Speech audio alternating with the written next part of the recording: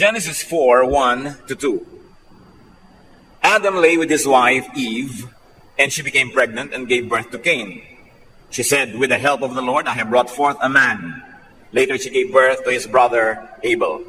Kung tutuusin, sa lahat ng mga tao po na ipinanganak in a normal way, itong si Cain ang panganay sa lahat-lahat. Kasi si Adam and Eve, kakaiba naman ang kanilang pagdating dito sa mundo. Ang kauna-unahang isinilang sa kanila ay itong si Cain. Siya ang panganay sa lahat ng anak ni Eva at Adan. Kaya kung tayo yung mga anak ni Eva at Adan, siya ang ating kakuya-kuya-kuyahan, si Cain. Out of paradise, east of Eden, 7 degrees away from God, Cain was born, followed by his brother Abel. Genesis 4:2-5. Now Abel kept flocks and Cain worked the soil. In the course of time, Cain brought some of the fruits of the soil as an offering to the Lord. But Abel brought fat portions from some of the firstborn of his flock. The Lord looked with favor on Abel and his offering, but on Cain and his offering he did not look with favor. So Cain was very angry and his face was downcast. So ito pong si Abel, ang kanyang hanap buhay at ang kanyang trabaho sa mundo, mag-alaga ng mga hayop. At ito naman si Cain, magtanim ng mga halaman. So isang sa mga hayop at isa sa mga halaman. At ang dalawang magkapatid na ito ay kapwa, minsan ay nag-alay sa Panginoon. The first recorded offering made by people to God. So si Cain na naman ang nauna, siya ang kauna-unahang gumawa ng offering. Siya ang unang binanggit at siya naman yung panganay. At pagkatapos sinundan ni Abel na kapatid niya. Let's take a look at Cain's difficulty because they were many. And this is the first difficulty that is recorded among those who were normally born in the Bible. Also, his offering was the first recorded in the Bible. And his offering was not favored by God. In fact, the offering was rejected. So nagdala siya ng mga gulay-gulay, prutas-prutas, na-reject. At nagdala naman ng kanyang kapatid ng mga taba at mga matatabang bahagi ng kinatay na hayop, yun naman ay naging katanggap-tanggap. Cain's difficulty was that his offering was not favored and he did not understand his situation. He did not understand his difficulty. In fact, he did not understand the Lord's point. The Lord did not explain his position. Sinabi lang po sa scripture, hindi tinanggap pero hindi pinaliwanag sa kanya o sa atin kung bakit. Bagamat binanggit sa Hebrews 11:4, sa 1 John 3:12, sa Jude 1:11 ang kasaysayan ni Cain at nag-comment dito itong mga sumulat pero wala rin namang paliwanag na ibinigay ang mga ito sa nangyaring trahedya sa first offering ever. These verses were uttered much later, after a long, timeless stretch of time, and still without citing the basis for the judgment. Hanggang ngayon, hindi natin lubos na nauunawa. Cain's offering was not favored. That's all we know. Of course, theologians and teachers all over time would try to editorialize and give meaning and make sense out of it. But those are just opinions of Bible scholars and preachers. The Bible is silent about the reason. Kaya meron pong isang side lesson na maaari nating matutunan dito sa istorya ni Cain, that the Bible does not always present simple ideas. Hindi ganun kasimple ang Biblia. Hindi ganun kasimple ang mga ideya dyan at mga itinuturo na pwede mo ilagay sa garapon o kaya sa Tupperware, baunin kahit saan. Hindi ganun kasimple. The Bible does not always present simple problems. And neither does the Bible always present simple solutions. The Bible, like God, can be very complex and cannot be oversimplified into narrow and ordered theology. Sana nga ganun kadali, pero hindi po yan ang totoo. Tulad ng Diyos, ang Biblia po ay masalimuot, hindi simple. Kaya hindi maaari ito na sobrang pasimplihin sa isang maayos na paraan ng pag-aaral. Kasi wala naman tayong basihan kung dadagdagan natin o babawasan yung mga nakasulat. At si Solomon, na pinakamarunong na tao sa balat ng lupa at pinagkalooban ng Diyos ang pinakamataas na uri ng karunungan, ang sabi niya sa Ecclesiastes 8:17, "No one can comprehend what goes on under the sun. Despite all his efforts to search it out, man cannot discover its meaning. Even if a wise man claims he knows, he cannot really comprehend it." Yan ang conclusion ni Solomon. Wala namang makauunawa ng lubos sa lahat ng nagaganap sa silong ng langit. Maski pa nga sabihin ng isang marunong na unawaan niya, hindi yun totoo. Meron lang siyang konting naunawaan, subalit napakarami ang kanyang hindi kayang ipaliwanag. O ni hindi kayang isipin. Ni hindi mo nga naiisip na may ganung bagay. So Cain's difficulty, he was gravely hurt. Sabi sa Bible, his face was downcast. Yun pong Hebrew word na equivalent ng downcast na ginagamit natin, ang ipinakikita nito yung mukhang nagkalukot-lukot. Yung pong mukhang nagkakatiklop-tiklop bago ka mapahagulgol. Bago ka mapaiyak ng sobra, yung nagkakatiklop-tiklop ang buong mong mukha na parang abaniko, yun ang description ng Bible. Talagang hindi siya makapaniwala sa nangyari, bigong-bigo siya, lungkot na lungkot at nagkatiklop-tiklop ang kanyang mukha. At matapos yun, ang kasunod na feeling, he was gravely angered. Nagalit siya. Hindi tinukoy kung sa kanyang kapatid o kaya ay sa Diyos o pareho, basta siya ay nagalit sapagkat hindi natanggap ang kanyang handog. Genesis 4:6-7. Then the Lord said to Cain, "Why are you angry? Why is your face downcast? If you do what is right, will you not be accepted? But if you do not do what is right, sin is crouching at your door. It desires to have you, but you must master it." Napakataas ng Diyos, napakababa ng tao. Sabi ng Diyos, ano ang pinagmumaktol mo? Ba't ka nagalit? Bakit nagkatiklop-tiklop ang mukha mo? Kung ginagawa mo ba ang tama, hindi ba tatanggapin? Sabi ganon. Kaya, sabi ganon, mag-ingat ka. Ang kasalanan nakaabang sa'yo. Nasa labas ng pintuan. Paglabas mo, dadakmain ka. Hinahangad ng kasalanan na ikaw ay kumabawan, pero kailangang madaig mo at mapagtagumpayan. So sa kabila po ng hirap ng loob nitong si Cain, meron namang ginhawa na maaaring makita kung bubuksan ng mata. So let's take a look at Cain's comfort. Ano bang ginhawa na maaari sanang naging available sa kanya? Sa tanong ng Diyos na, ba't ka nagagalit? Ba't ka nakasimangot? Ibig sabihin, merong isang paraan ng pananaw sa buong nangyari na kung makikita lang sana ni Cain, hindi siya magagalit. At hindi siya maninimangot. Kaya tinanong ba't pinili mong magalit? Pwede ka namang hindi magalit. Ba't pinili mong manimangot? Pwede namang hindi. Kasi hindi itatanong ng Diyos kung wala namang choice na available.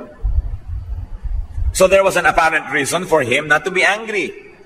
An apparent reason for him not to be downcast.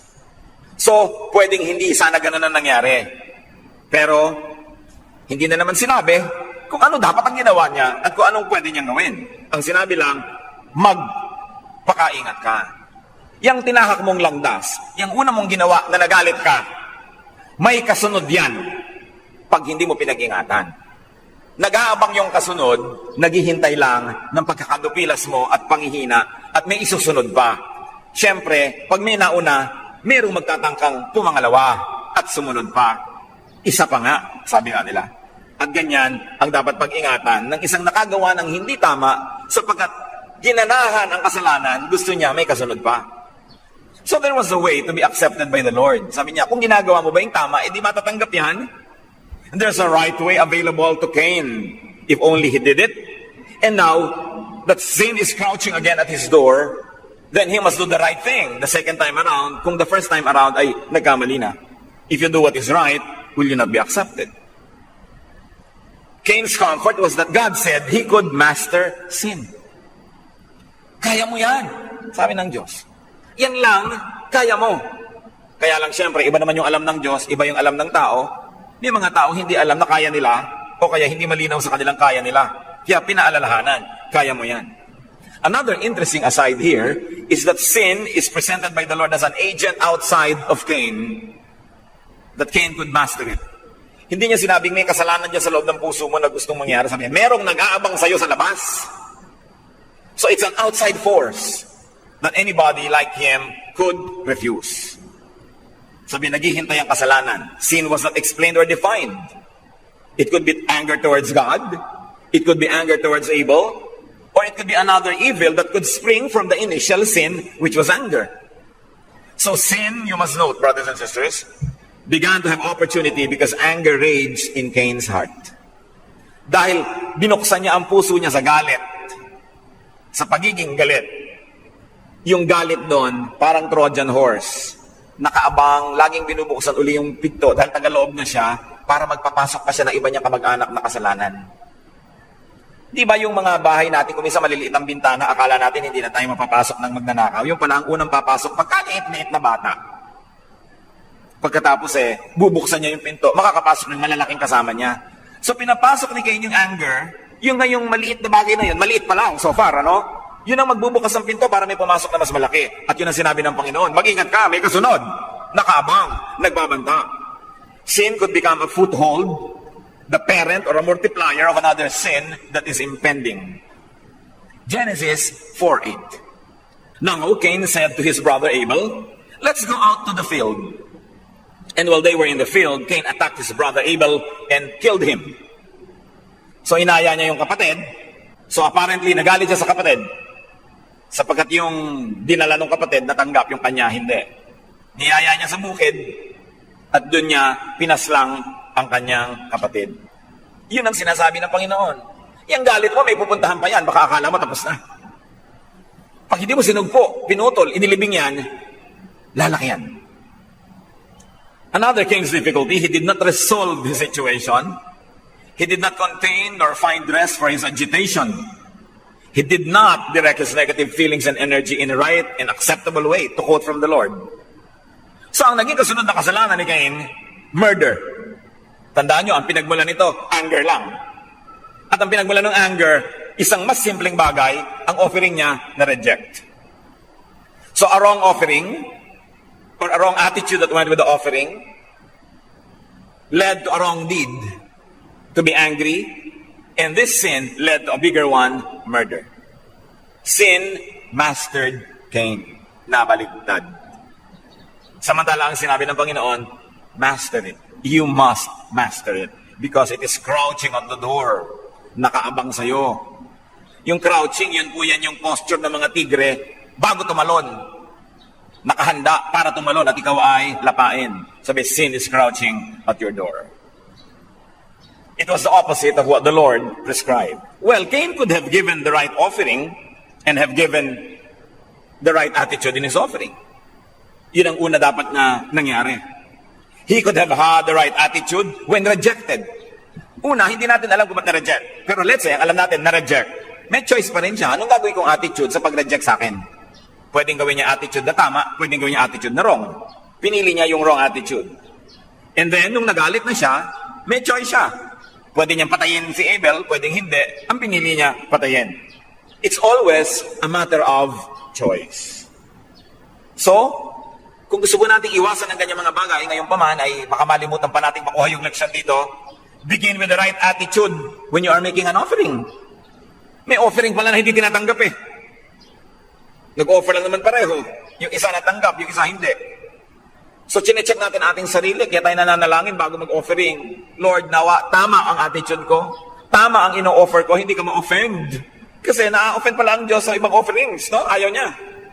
Kahit sa biglang tingin at sa pananaw sa labas ay okay lang, may ibang hinahanap ang Diyos. Kung ano man yun, I cannot tell you. Kasi hindi nga sinabi sa atin kung bakit nireject yung kay-Cain eh. Kailangan yan between you and God. Pakipag-ayos. Lord, mag-offering ko ako, tanggapin nyo, katanggap-tanggap ba? Tama ba ang offering ko? Tama ba yung attitude ko? And everything. Yan ang pinagsimula ng first murder. Hindi natanggap yung offering. Genesis 4, 9-12. Then the Lord said to Cain, where is your brother Abel? I don't know, he replied. Am I my brother's keeper? The Lord said, what have you done? Listen, your brother's blood cries out to me from the ground. Now, you are under a curse. Ako, sumama na sumama ang kalagayan. Sumpa na ngayon ang pinag-uusapan. Now you are under a curse and driven from the ground, which opened its mouth to receive your brother's blood from your hand.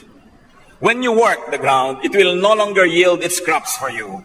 You will be a restless wanderer on the earth. So balik tayo sa Cain's difficulty. 5 na yung napag-usapan natin kanina. At na-interrupt ng Cain's comfort. Balik tayo sa difficulty. He was made to pay dearly for his sin. The Lord held Cain to account. Kailangan may accounting. Sabi, nasa na kapatid mo? Eh, malay ko ba? Sabi niya, ako ba ang tagapag-alaga nun? Yaya ba ako? Ako bang may pananagot na sa kanya? Sabi, alam mong ginawa mo? Sumisigaw, umiiyak ang lupa na tumanggap ng dugo ng kapatid mo. Humihingi ng katarungan. Ano ganon? Mula ngayon, yung lupa na pinagtatrabahuhan mo, remember, farmer siya? Doon ang gagaling ang kanyang ikinabubuhay. At alam nyo, yung hanap buhay, hindi lang para may kainin. Yun din ako minsan nagbibigay sa'yo ng value, prestige, honor, dignity, kung anong ginagawa mo sa buhay. Doon ang gagaling ang lahat-lahat niya. Sabi, re-rejecting ka na rin ng lupa. Pag nagtanim ka, wala nang bubunga, wala nang tutubo. Kaya hindi ka na pwedeng mag-agriculturist. Aalis ka sa garden na ito. Actually, gilid-gilid na nga lang ng Eden yun ng paradise. Dahil napalayas na yung mga magulang niya. Remember, just one generation ago, yung mga magulang na palayas na sa gitna ng paraiso, napunta na sila sa suburbs, metro, paradise na sila, wala na sila doon sa city center. No? Ngayon, doon na lang nga nalagay itong mga anak, pinapalayas pa doon ngayon si Cain. Sabi nga, wala kang magiging lupa. Alam niyo ba ibig sabihin sa magsasaka na wala siyang lupa? So siya magtatanim sa libag niya? Wala. Kaya mga violence sa kasaysayan natin, agrarian in origin and form. Kasi yung mga magsasaka, nagigipit. Wala mapagtaniman. No? Yun ang mangyayari sa kanya. Cain lied to the Lord. Sabi niya, malay ko kung nasaan ang kapatid ko. Eh alam naman natin na pinatay niya. At maaaring ibinaon pa niya. So yung lupa, tumanggap ng dugo at ng katawan ng pinatay niya. So yung lupa na yun ngayon, hindi na magbibigay sa kanya ng blessing. Ginawa niyang libingan yung lupa. Yun ang unang-unang nalibing na tao, yung kapatid niya. Sa halip na yung lupa ay pinanggagalingan ng buhay. At nagtanong pa siya ng self-answering question, am I my brother's keeper? Lalong nabaon ang kalagayan niya. Dahil ang totoo, ang answer doon ay yes, you are your brother's keeper. So Cain was placed under a curse. Isang sumpa ang binitawan sa kanya. And Cain was driven from the ground. His life, his fortune suffered a reversal. And fast forward to today, mga kapatid, kung meron sa atin at nangyay, wala. Suffering from a reversal of fortune, meron tayong mahalagang matututunan sa buhay ni Cain.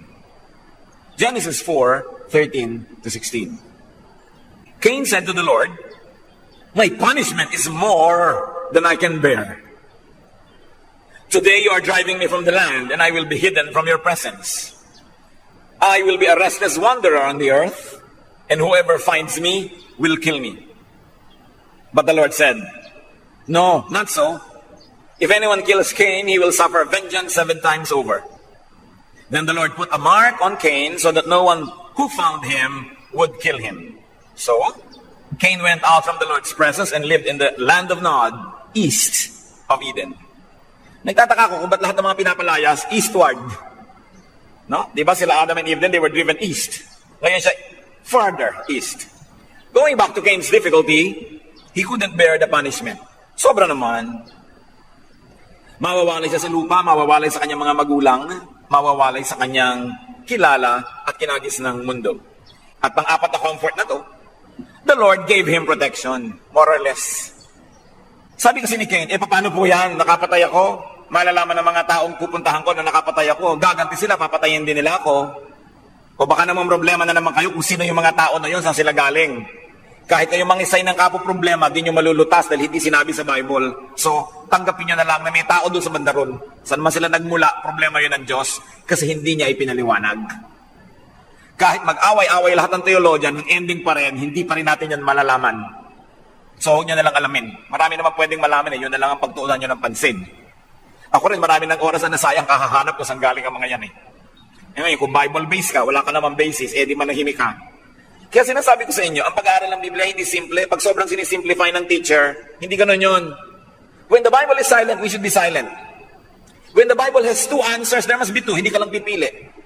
So pag sinabi ko, pwedeng immersion, pwedeng visit, parehong may verse, tanggapin mo pareho. Huwag mo kayo makipag-away para dito, aawayin mo yung verse din yun eh. Tanggapin mo lang. Ang maganda lang nun, pumili ka, saan ka ba dito o doon o sa gitna ka kasi may choice ka. Hindi naman kasi laging isang punto lang yung katotohanan, kumisan 3 points, 4, kahit alin doon, nandun din, tama rin. Kaya hindi ka dapat judgmental doon sa tumutungtong sa A, tumungtong ka sa C, kasi meron namang A, B, C, D na choices eh. Hindi ganun kasimple ang Christianity. So sabi naman ng Diyos, o para hindi ka nila patayin, tatatakan kita sa noo. Naging Bombay ngayon itong si Cain. Tanda yan na hindi ka dapat patayin. Ang sino man papatay sa'yo, 7 beses na parusa ang kanyang aabutin. So ano yung comfort dito ni Cain? Kahit siya pinalayas ng Diyos from His presence, hindi naman talaga siya itinakwil, binigyan pa rin siya ng protection. Binigyan pa rin siya ng pagmamahal, kalinga. Kahit hindi na yun yung perfect. Yung perfect love, ibinigay na kila Adam eh. Nabawasan na, napalayas. Yung kanya ngayon, 3rd class na. Pero meron pa rin. Alam niyo ang pag-ibig ng Diyos, kahit anong gawin mo, hindi na uubos. Salamat na lang. Kasi hindi tayo nawawala, nasisiro ng pagtatangi at pagmamahal ng Diyos kahit hindi tayo bagay. Iyan ang lumulutang na napakagandang karakter ng Diyos. Bagamat hindi natin maunawaan kung may finavor siya at hindi, ang tingnan na lang natin, kahit yung hindi niya finavor, pinrotect pa rin. Hindi pwedeng wala siyang natitirang pag-ibig sa kanyang mga anak, sa kanyang mga nilikhang tao. Kahit pa nga naging mamamatay tao itong si Cain. Ano bang krimen ang pwede nyo pang gawing mas malala kaysa pumatay? Pero binigyan pa rin ng proteksyon. So nakikita nyo dapat ang pananaw natin kahit sa mga bilanggo. Guilty man o hindi guilty, kasi marami nga hindi guilty, nakakulong eh. Dahil siguro yung nakuha abogado, laging absent nung nag-aaral, hindi siya na-defend mabuti. Okay? So ano ngayon ang nangyari? Kahit anong kalagayan natin, ang Diyos nandun pa rin. Huwag nyo kahit kailan sasabihin, iniiwan kayo ng Diyos. Pinalayas na nga ito eh. Pero hindi itinakwil. Pinaalis lang dun sa sobrang gracious position dahil siya na rin ang may kagagawan. Lalong-lalo na ng mga pangalawa at pangatlo niyang offenses. Itong kayo naman, nagkaasawa pa. Genesis 4:17-22. Huwag niyong itatanong sa akin kung saan galing yung asawa. Cain lay with his wife, and she became pregnant and gave birth to Enoch. Cain was then building a city. Talk about recovery. Nagkaasawa, gumagawa pa ng lungsod, and he named it after his son Enoch. To Enoch was born Irad, and Irad was the father of Mehujael, and Mehujael was the father of Methusael, and Methusael was the father of Lamech. Lamech married two women, one named Ada, and the other Zillah. Huwag niyo na naman kung tanongin, ba't dalawa asawa? Basta dalawa nakalagay dyan. Adad gave birth to Jabal. He was the father of those who live in tents and raise livestock. His brother's name was Jubal. He was the father of all who played the harp and flute. Zillah also had a son, Tubal-Cain, who forged all kinds of tools out of bronze and iron. Tubal-Cain's sister was Naamah. Huwag niyo pa problemahin ang pronunciation ng mga Bible names. Especially Hebrew names. Pronounce it the Tagalog way, it's more correct than the American way. Than the English way. Kasi yung lingwahe ng mga Hebrew, mas kamag-anak ng Tagalog. Mas malapit sa Tagalog kaysa English. So, kung tingin nyo, ganitong pronunciation sa Tagalog yan, yun na lang i-pronounce yun na, huwag na kayo ma-insecure. Basta ang mahalaga, kamukha ng tunog. So, si Cain nagkaasawa pa, at naging kalololololololoha ni Jubal. The great-great-great-great-grandfather of Jubal, the father of those who lived in tents and raised livestock. In other words, Jubal is the father of all agriculturists. Kay horticulture o animal husbandry or whatever or food processing, siya ang kalolololoha ng mga ito. Siya ang nag-develop ng industriya at ng karunungan na ito. Jubal, the father of those who played the harp and flute. So si Jabal, si Jubal, lahat naman ng musicians, artists, itong kalolololohan, si Jubal. Siya ang nag-develop ng arts. Then Tubal-Cain, the father of those who forge all kinds of tools of bronze and iron. Siya yung craftsman, technician, industrialist, engineer. So lahat ng nasa ganyang mga uri ng profesyon, niya yung kalulololohan nyo, si Tubal-Cain. Anong ibig sabihin lang? Mga kapatid, luminga kayo. Mga anak tayo ni Cain. Kasi si Abel namatay na, hindi siya nagkaanak. Okay? So kung siya man ang sinisisi nyo, huwag niyong kakalimutan, siya ating magulang. Anong katotohanan noon? Na may nananalaytay sa dinyong ugat at sakin na dugo ni Cain. Kaya huwag tayong masyadong mapagmataas at mayabang kung sakali mang tama ang pamumuhay natin dahil hindi mo alam kung bukas madapa ka. Hindi mo alam kung kailan ka naman naway hindi mangyari. Pero kung nangyari sa second generation pa lang from God, ikay-ang libong generation na tayo. Kakaluhalo na yung mga dugot kung ano-ano na. Kaya ang tao, ligaw. Ang tao, napakadali magkasala. Kababasa lang ng Biblia, kung ano-ano na ang naiisip. Sapagkat nananalaytay sa dugo natin, ang dugo ng mga ninuno nating nagkamali. But Cain's comfort was that he found life after death. Ano yon? Para na siyang namatay nawala na siya sa kanyang lupain, nawala sa kanyang kamag-anak, pero nagkaroon pa ng maraming anak at very productive. They built a city and they built the industries and the arts. So, he found immortality through his sons, through progeny. Nung Old Testament po, hindi malinaw sa mga tao yung konsepto ng life after death. Para sa kanila, eternal life means magkakaroon ako ng mga anak at sa pamamagitan nila, patuloy ako mabubuhay habang panahon. O kung hindi man anak sa laman, magkakaroon ako ng mga disipulo, magkakaroon ako ng mga pupilo na ang aking kaisipan ay malilipat sa kanila, ililipat nila sa mga salin-saling mga lahi, nagiging immortal yung tao. Let's go back to Cain's difficulty, because Cain's difficulty is also our difficulty. Sa totoo lang, hindi naman si Cain lang ang pinag-uusapan natin, kundi tayo. Like Cain, some of us seem not to be favored. Gaano karami sa atin ngayon, hindi kayo napapaboran, hindi kayo paborito. No? Sa inyong pamilya, laging may ibang paborito, pero hindi kayo yon.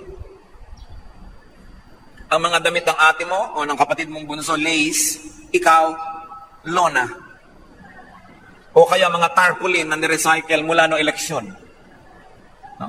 Ang underwear ng kapatid mo satin. Sa'yo, katsa. May nakalagay pang Victoria's Sugar. Nararamdaman nyo ba yun? Ako minsan parang hindi kayo yung paborito sa bahay, hindi kayo yung paborito sa opisina, hindi kayo yung paborito ng langit.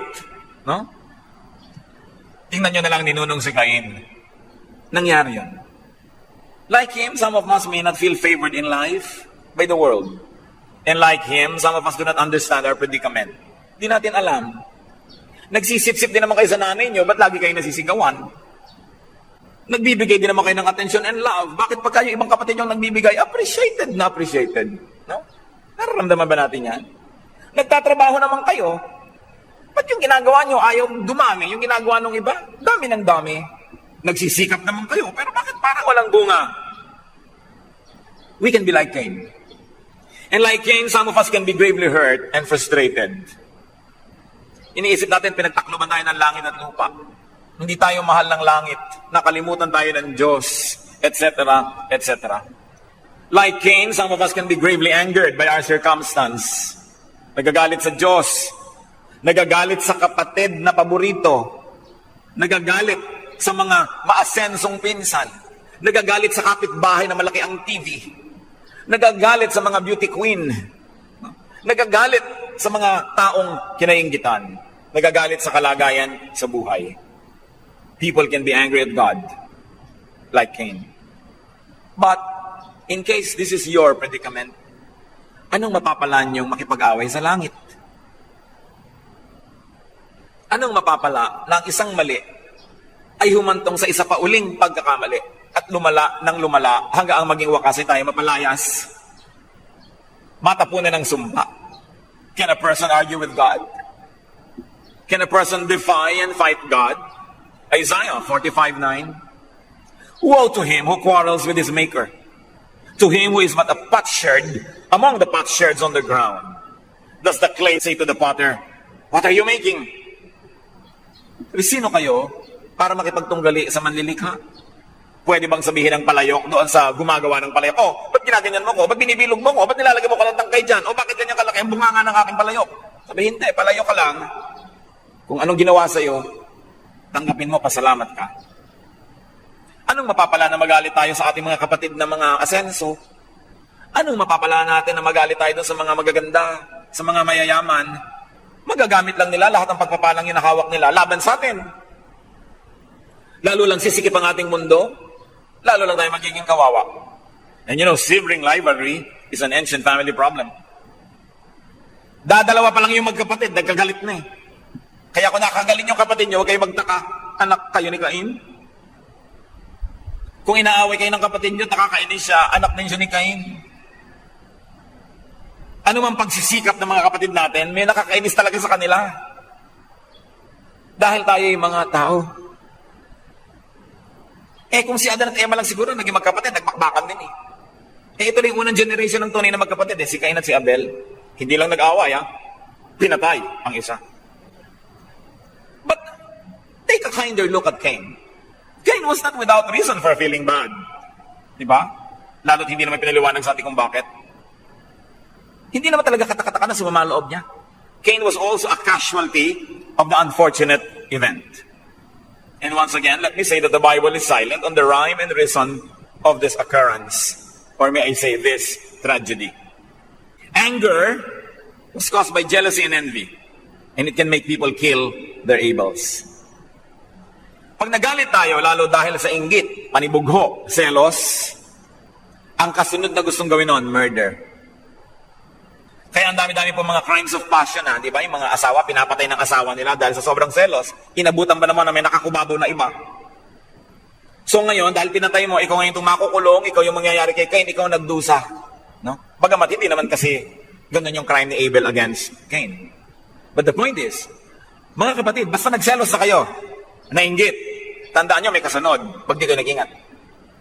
At ang kasunod, sin is crouching at the door. The devil is like a roaring lion, looking for someone to devour, waiting for the correct moment. James 4:2, you want something but don't get it. You kill and covet, but you cannot have what you want. You quarrel and fight. You do not have because you do not ask God. And when you ask, you do not receive because you ask with wrong motives. So sabi ganyan yan, pag merong coveting, may killing. James 3:16, for where you have envy and selfish ambition, there you find disorder and every evil practice. Another important side lesson, parents, be careful not to practice favoritism. Ang Bible punong-puno niyan. No? Si Jacob, paborito ang kanyang anak. Si Isaac, paborito ang isang anak. Merong isa, paborito ang kanyang asawa. Nagkagulo-gulo ang buhay. James 2:1, don't show favoritism. At tandaan nyo ito, maaaring ang pinakamagdusa pa nga yung paborito nyo. Dahil nainis ang lahat. Tulad si Joseph, sobrang naman ang pagtatangi ng ama, nagalit lahat ng kapatid hanggang ipinagbili na maging alipin. Bagamat at the end, Joseph became a hero, but it was a long, difficult journey. Kasalanan ng tatay, sobrang binigyan ng pabor. Bakit niya paborito? Walang dahilan. Dahil ang paborito niyang asawa, yung ina ni Joseph. That's all. At yung mga anak niya dito sa kabila, hindi na niya minahal. Favoritism. Sa Biblia, ang dami niyan. Alam niyo ba yung mga tinatawag nating Bible giants, matriarchs in the Bible? Karami-rami mga kapintasan. Sobra lang natin kasi silang dinadakila, binabayani, mga kapwa natin tao. Dapat nating matutunan sa kanila yung mga tama nilang ginawa. Pero tanggapin natin karami-rami nilang kapintasan. Napakarami nilang mga weaknesses. Marami sa kanila nakatayo lang dahil binigyan ng Diyos ng pabor kahit hindi karapat-dapat at hindi rin ipiniliwanag ng Diyos bakit binigyan ng pabor.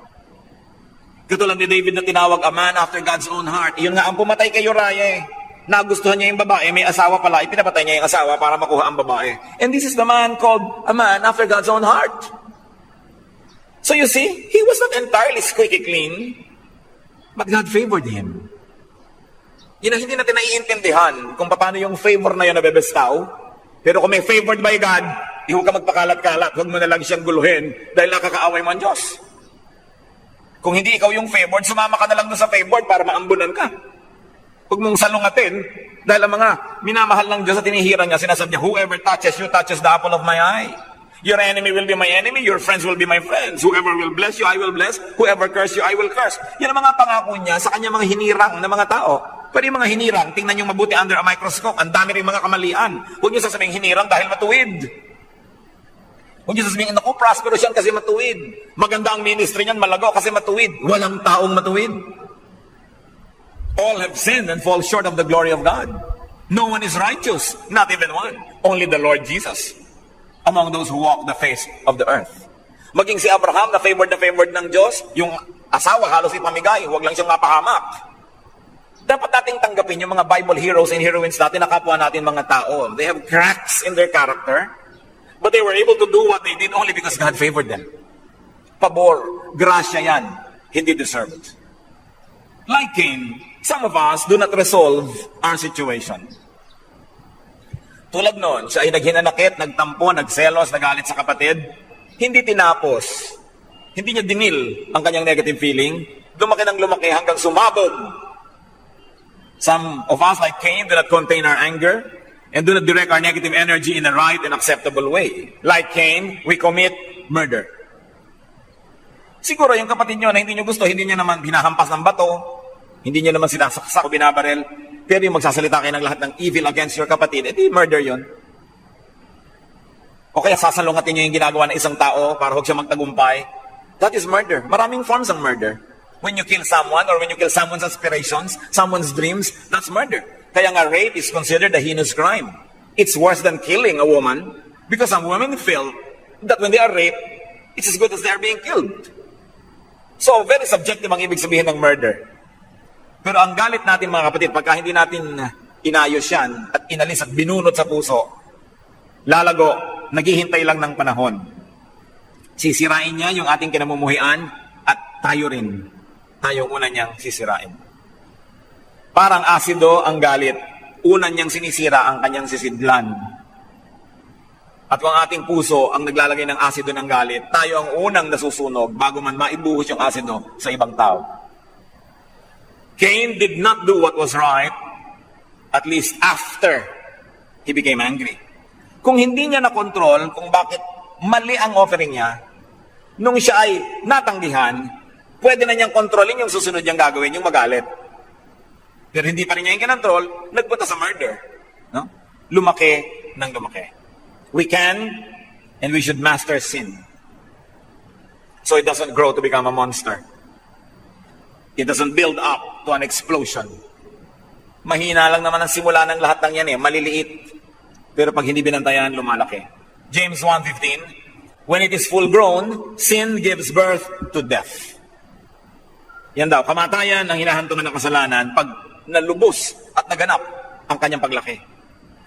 We should obey God's prescription, though we hurt, though we do not understand. Hindi naman natin lagi naiintindihan ng Diyos Hindi naman laging malinaw ang sinasabi niya. At mula sa ating limitadong pagtanaw, hindi naman laging parang yun ang tama Pero sundin mo na lang. Sobrang dami na ng tao na halimbawa ng sumuway, sinunod ang sariling kagustuhan, trahedya ang naging wakas. Psalm 19:7-8. Whether we agree or not, the law of the Lord is perfect, reviving the soul. The statutes of the Lord are trustworthy, making wise the simple. Yung simple, ibig sabihin foolish. The precepts of the Lord are right, giving joy to the heart. The commands of the Lord are radiant, giving light to the eyes. Agree man tayo o hindi, ang utos ng Diyos ay maganda. Tama, kaibig-ibig, at siyang mainam at laging tumpak. Like Cain, we pay dearly for our mistakes. Proverbs 22:8, he who sows wickedness reaps trouble. Pinagbabayaran ang mali, hindi pwedeng makalusot. Kuminsan hindi agad-agad, kuminsan hindi napapansin, pero pinagbabayaran ang mali. Bago ka masingil ng may interes, kusa ka na magbayad. Like Cain, we can hardly bear our punishment sometimes. Ang bigat naman ng mga naging bunga ng ating mga pagkakamali. We can hardly bear our difficulty. But going back to Cain's comfort, because Cain's comfort is also our comfort. John 5:39, you diligently study the scriptures because you think that by them you possess eternal life. Bakit po tayo nagbabasa ng Biblia? Kasi nandun ang daan Kaya binabasa natin ngayon ang kasaysayan ni Cain, nasuot man siya sa gulo, nandun din ang daan para siya makabawi. Like Cain, many of us may not be angry. Kasi sabi ni Lord, magkagalit. Ibig sabihin, pwede kang hindi magalit. So pwede rin tayo hindi magalit. May dahilan para makaunawa at mapayapa ang ating loob. Bunyag man o hindi, ang dahilan na yon. Choice nyo kapatid kung kayo magagalit o hindi. Huwag niyong tularan si Cain kasi pinili niya magalit. Alam niyo, ang kinauwian, kabila ang daanan natin. Tuwing may choice kayo, piliin niyong huwag magalit. Anger is a choice. Anger need not be the choice. Isa sa mga pwede pagpilian, huwag niyong piliin. Kasi pinto patungo sa bangin. Walang mabuting kakahinatnan.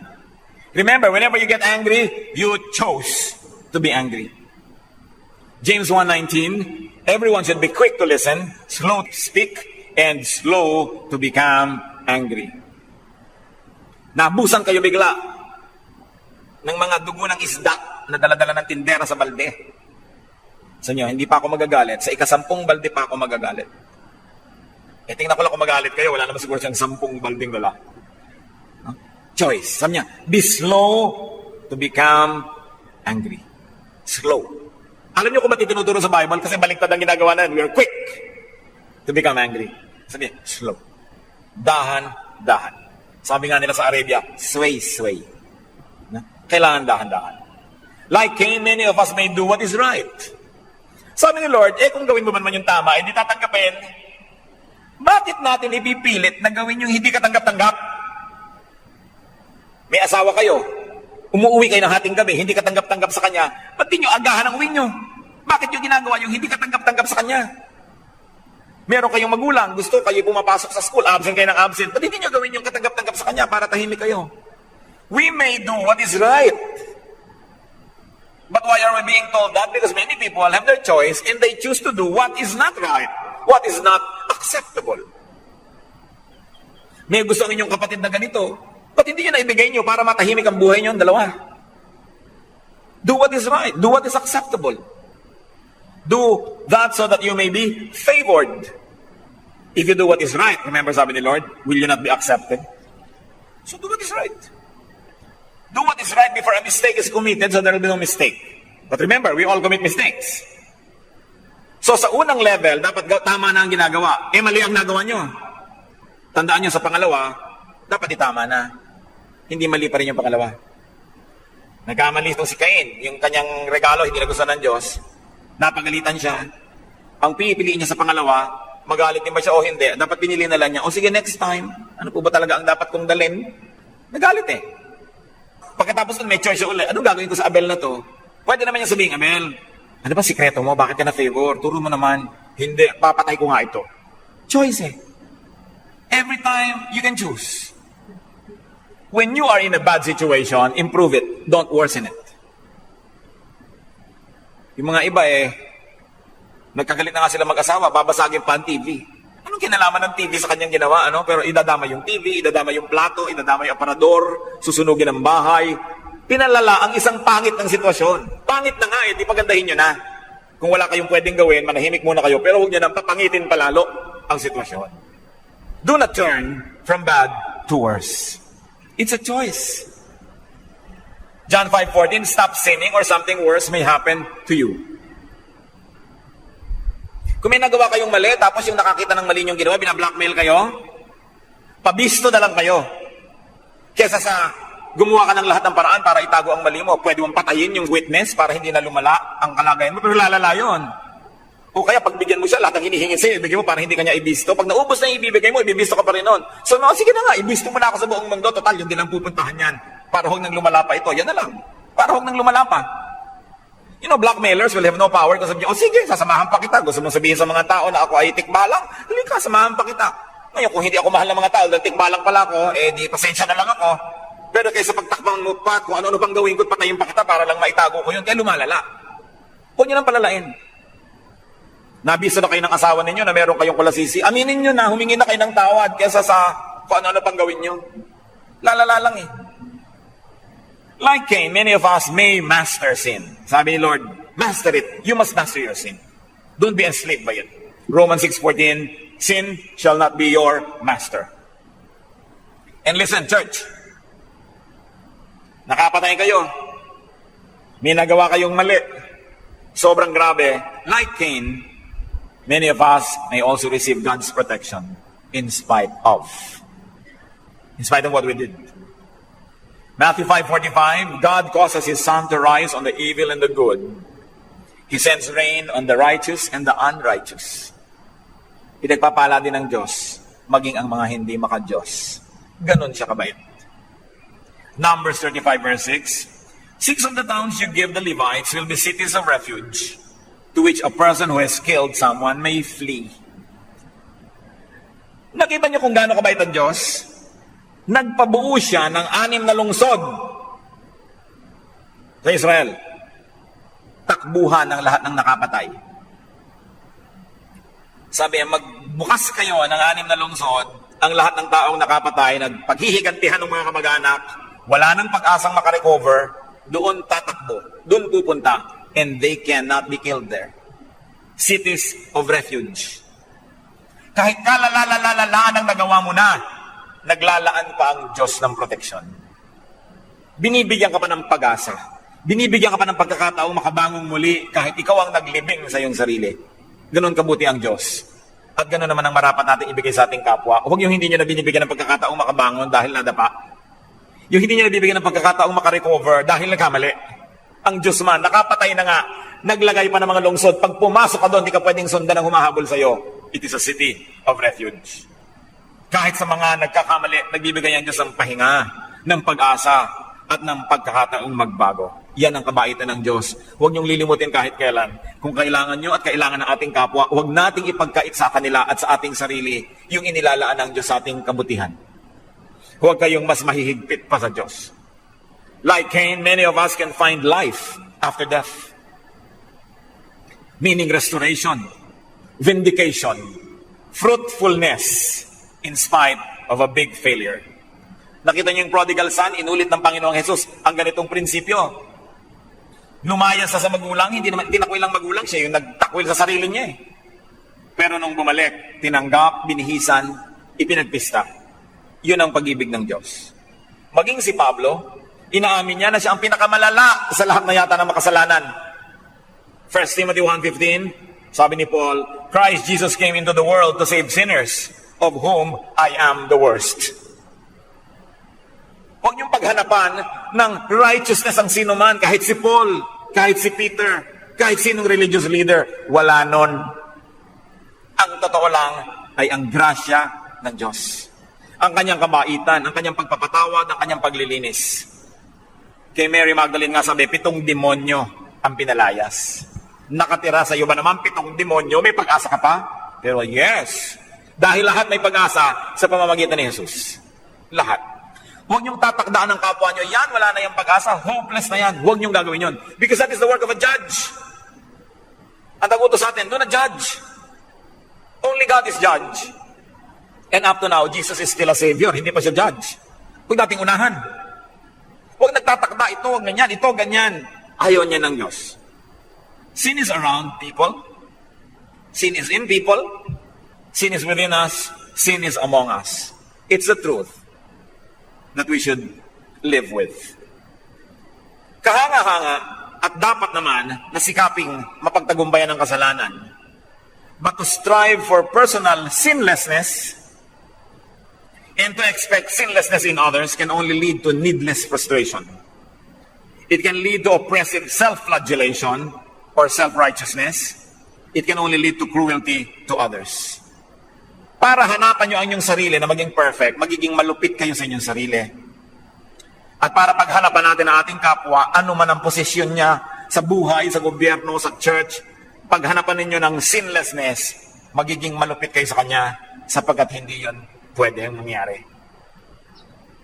Be at peace with yourself despite your imperfections, as long as you are doing what you could by the help of God to continue to improve.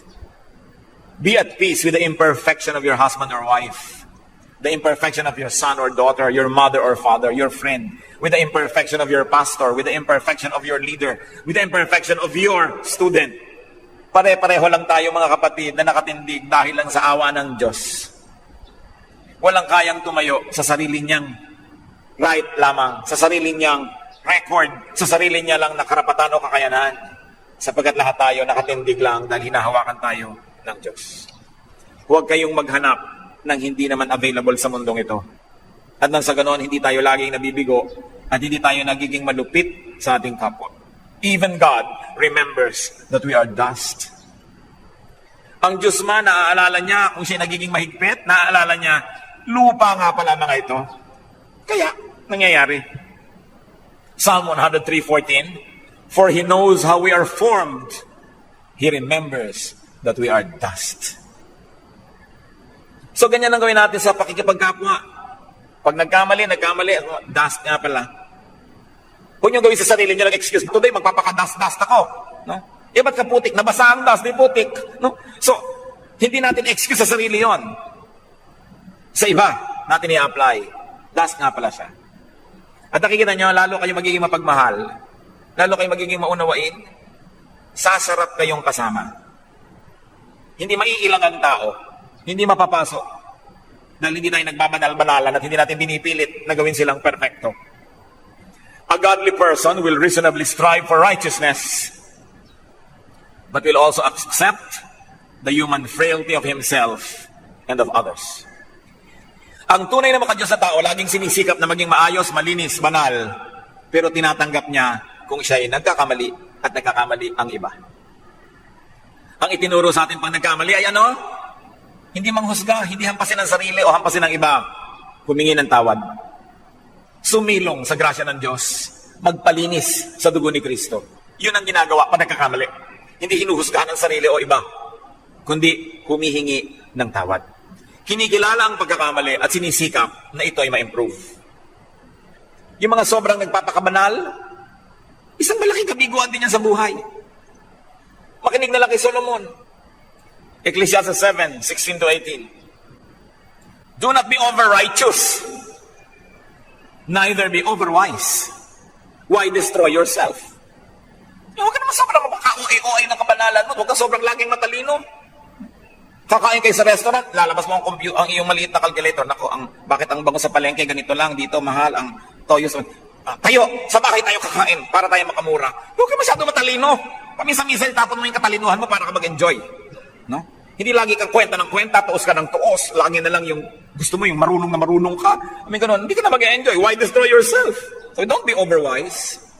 And don't be over-righteous. Mami, kumain po tayo ng masarap. Anak, kakain ka ng ice cream. Makakabili na tayo ng isang Biblia sa 50 galon ng ice cream na gusto mong kainin. Bibili na lang tayo ng Biblia. Ibibigay natin sa ating kapwa. Magtitisa lang tayo buong buhay. Sabi ni Ecclesiastes, do not be over-righteous. Mag-ice cream din kayo at bumili kayo ng Biblia. Yung hati-hatiin nyo yung budget nyo. Pero huwag kayong sobrang magpa-impress sa Diyos. Kahit naabutin yung langit, hindi nyo magagawa. Sabi sa Bible, even our best deeds are just like filthy rags. Why kill yourself trying to impress God when even your best deeds are never impressive? So relax. Do what you can within your context. Strive to always be the better you, to do the better. But don't always be the best. Don't always be number one. Ang pinakamatatayog na puno ang tinatamaan ng kidlat. Kahit sa mga gobyerno at akla sa mga tao, yung number one lang naman ang laging napaparusahan. Yung number 2, number 3, number 4, hindi. Bakit yung laging gusto number 1? Sabi, huwag kayong extreme. Do not be over wicked, sabi ng verse 17. Dahil baka naman sumobra kang sama, dahil sabi ni Solomon, no. O huwag ka naman sobrang sama, and do not be a fool. Why die before your time? It is good to grasp the one and not let go of the other. The man who fears God will avoid all extreme. Pag meron kang sister na laging puro kabanalan na iniisip, hoy, kumain naman tayo sa restaurant, pray na lang tayo. Extreme ka naman, sister, ha? Yung mga extreme, no? Mga mahirap kasama. Laging puro akala mo kay banal-banal. Nakakatatlong abortion na pala. Lagi kay banal-banal lang gano'n akala mo. Nakakapagduda pa nga yung lagi nilang kabanalan ang iniisip. Kadalasan may ikinukubli. No? So, yung kung ano tayo, relax. Always try to be just be the better that you can be. You don't kill yourself going to the extremes. Hindi na godliness yan. Extreme na yan. No? Yung iba talaga sobra. Yung nangangalirang nato, yung tuyod na ang katawan, dahil lahat na lang ng kakainin, ipinapadala sa missions. Di ba? Gusto rin ng Diyos magkaroon ka ng buhay na maganda. Magbabudget-budget ka lang. A fraction of it goes there, a fraction of it goes there. Balanced life. And persons who are spiritually strong at the moment, nilagyan ko na at the moment because nobody is always strong. No? People who are strong at the moment should avoid setting punishing standards that only oppress others. And they make people feel bad about themselves. Alam niyo kung minsan, usong-uso sa iyo ang Diyos, hot na hot ka sa Diyos, sasabihin mo, lahat ng income ko ibibigay ko sa mission. When you say these things, yung mga iba na nagse-set aside for themselves, feel guilty. Keep it to yourself. Yung mga matataas na commitment natin sa Diyos, keep it to yourself so that you don't make others feel bad about themselves when their commitments are not as high as yours. Meron pa mga very, very visible religious leaders na sasabihin, I would rather die than stain the name of Jesus. Mamabutihin ko mamatay ako kaysa madungisan ko ang pangalan ng Diyos. Siguro at that moment talagang alam na alam siyang wala yung dapat ikadungis ang pangalan ng Diyos sa kanya, na siya'y okay na okay. Pero paano yung mga kaharap niya na hindi naman laging ganun ka-okay? You make them feel miserable. You make them feel dirty. Well, you may want to make that statement, but make it privately between you and God. But to declare it publicly is to almost judge everyone else who are not able to reach that standard. Ang pinag-iingat ko rito mga kapatid, yung hot na hot sa Diyos, huling-huli ang pakiramdam, talagang nag-aapoy ang pananampalataya, sarili ninyo. Personally na mga commitment nyo sa Diyos para hindi ninyo na ilalagay sa alangan ng kapwa ninyo na maaaring hindi ganun ang kalagayan at that moment. Sa ibang panahon naman sila. Sa ibang panahon siguro kayo naman tong, ba't ko ba nasabi yung sinabi ko noon? Mahirap yan, nagbibitaw ng mga salita kasi baka kainin mo. Keep your words nice and sweet. You don't know when you have to eat them. Especially words of morality. 1 Corinthians 10:12, if you think you are standing firm, be careful that you don't fall. Yung akala mo, ang tibay mo, mag-ingat ka, hindi mo alam. So yung matitibay, dapat mababait dun sa mga marurupok. Don't burn the bridge over which you two must pass. Baka mamaya, yung bait mo sa marupok, the same kabaitan, nakakailanganin mo pala bukas, nung ikaw naman yung rumupok. Mag-ingat. 1 Peter 5:8, your enemy, the devil, prowls around like a roaring lion, seeking someone to devour. So kung hindi kayo yung kinakain ng leon ngayon, mahabag kayo doon sa kapatid yung minemerienda ngayon, huwag niyo siyang i-condemn. Tulungan siya dahil kinakain siya ng leon. Kayo ba yung kapatid niyo biglang inangat-ngat ng leon? O ano, sabi ko sa'yo, huwag kang lalabas yan, may leon dyan eh, buti ka sa'yo. Ganun ba gagawin niyo? Tulungan siya. Tomorrow, it might be your turn na pag nasaan ng leon, nangat-ngatin. At kayo naman ang mga ngailangan ng tulong. Let's learn from Cain, there is life after death. And if God would protect Cain, God will protect you, no matter what. Because God loves us. Cain was, people are not totally bad. Nakita niyo naman yung Cain, naghandog naman, di ba? Hindi naman siya totally bad. Walang taong totally bad. People are complex. So don't be simplistic in dealing with, in labeling, and in judging people. It's important. Cain actually needed acceptance. That's what he never had. Cain needed love, though he probably did not deserve it. But remember, people need love, especially when they don't deserve it. At sa ating pamilya, yung hindi kaibig-ibig, yung mga nakakainis sa kapatid, nakakainis sa kamag-anak, actually, yun ang nagsisisigaw ang damdamin, mahalin niyo ako, mahalin niyo ako. Kaya kung ano pinagkagagawa nila, lalo nagkakamali-mali sa pagpapapel nila sa buhay, sa kagustuhang mapansin, matanggap, hangaan, at mahalin. Maraming pagkakamali ang tao dahil nagsisikap na sila sumikat dahil para mamahal, para maging katanggap-tanggap. So let's stop rejecting people. Because sometimes, nakakainis na nga sila, tatanggihan mo pa, lalong nagiging nakakainis.